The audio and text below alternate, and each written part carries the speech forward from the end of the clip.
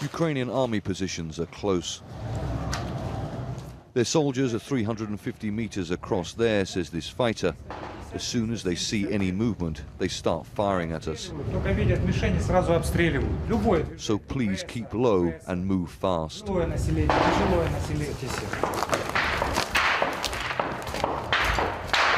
The front line cuts through the middle of the village of Zeitsvesa.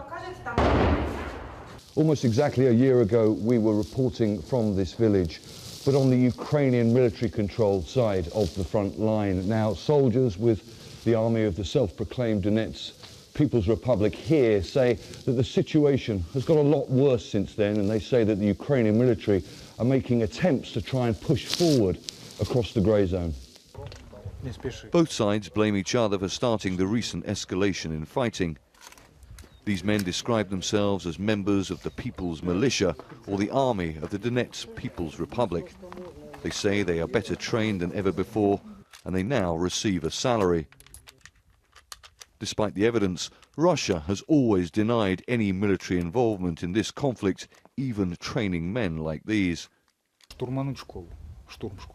Ukrainians have tried to push forward a couple of times but have failed, this fighter says. But it's not like in 2014 when we were rebels. Now we are an army. The men here say they are defending their cultural and linguistic rights. We are Orthodox Russians and we are Russian speakers living in Donbass, this commander says. We don't recognize the Ukrainian government. We want here to speak our own language. I'm defending my family, my world and my authenticity.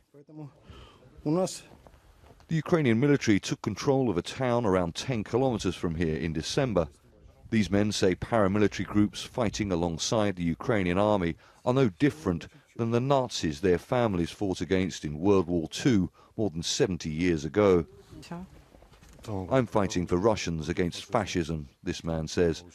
To protect our children's generation. Our ancestors had to live through fascism. I don't want my generation to live through this again.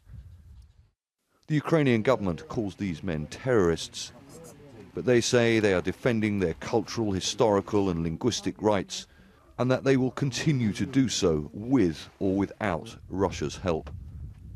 Charles Stratford, Al Jazeera, Zeitsvesa, in the self-proclaimed Donetsk People's Republic.